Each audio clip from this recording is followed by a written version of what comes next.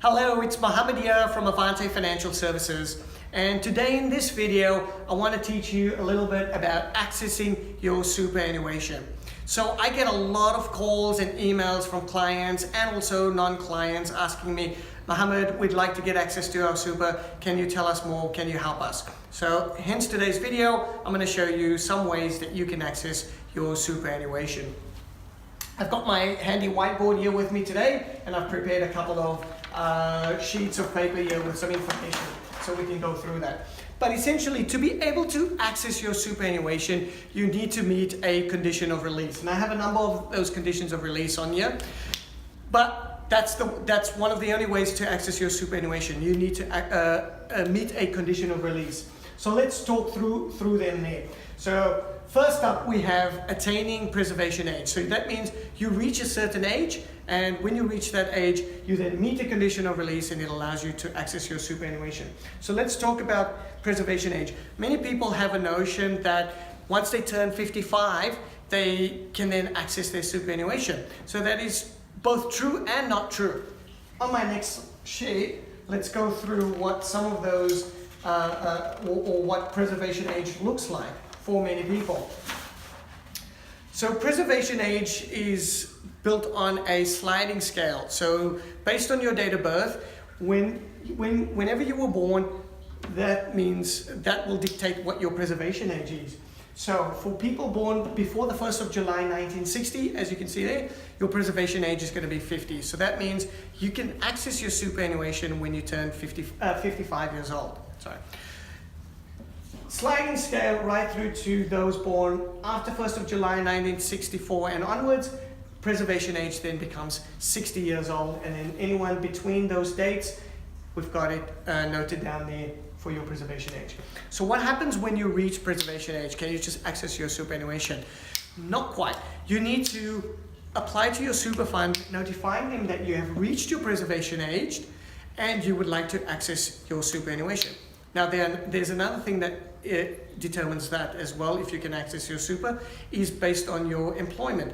If you are still permanently employed or even part-time, have part-time employment, you may not be able to access 100% of your superannuation. So again, this is where you need to know. If you reach preservation age, anywhere between there, and you permanently retire from the workforce, you apply to your superannuation fund, tell them that you are permanently retired from the workforce, you can then access 100% of your super. If you've reached your preservation age, but you still continue to work both part-time or in a full-time capacity, you then may need to utilize a strategy called Transition to Retirement, or TTR. That allows you to get access to your superannuation, but it's not 100%. So you don't get 100% access to your super, you have limited access to your superannuation fund. I would urge you to speak to your financial advisor about transition to retirements or TTR strategies to see if it is beneficial to you and it's appropriate to your circumstances and needs. So there you have it. This is our first condition of release to allow you to get access to your superannuation fund, and that is attaining preservation age. So let's jump into our second condition of release, and that is ceasing employment, and I've got there the number 60. So ceasing employment at the age of 60 years old, so again, permanently retiring at age 60 years old, you've now met a condition of release, you can apply to your superannuation fund, and then you can get access to your superannuation thereafter. Now, ceasing employment, as we spoke about in preservation age, you're no longer working, so you should be able to get entitled to 100% of your superannuation thereafter. Turning 65, that is again another condition of release being met. So once you turn 65 years old, you've met that condition of release and you can now access your superannuation thereafter. Terminal illness is our fourth condition of release. So essentially, terminal illness would mean you're certified by a medical practitioner that you have a limited amount of time left to live. Thereafter, you'll pass away, you'll die. That meets a condition of release, your superannuation fund. Once you apply to them and you meet that criteria, your superannuation fund will then release your superannuation to you. Severe financial hardship, another condition of release. And I get a lot of questions around this one.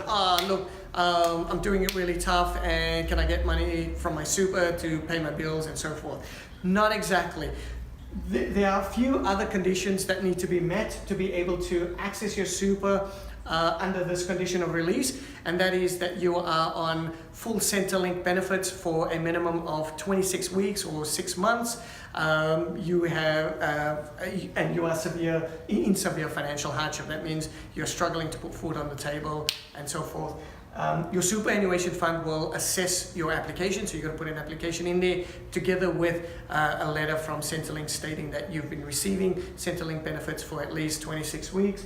That goes then into your super fund. They'll assess that, and then based on that criteria, release superannuation, your super to you. Now, many people also have a misconception that you can get access to 10% of your superannuation for severe financial hardship, and that's not correct.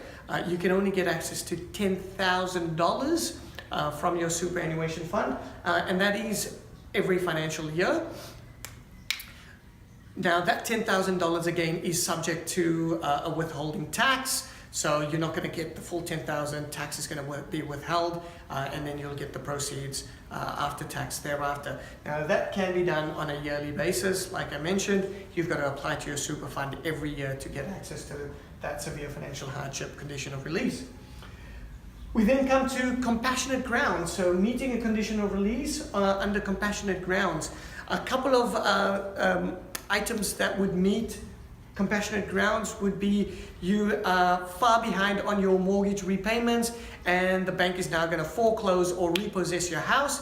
That meets a condition of release. You've got to apply to your superannuation fund with evidence stating that the banks are going to foreclose or repossess your house, and apply to your super fund.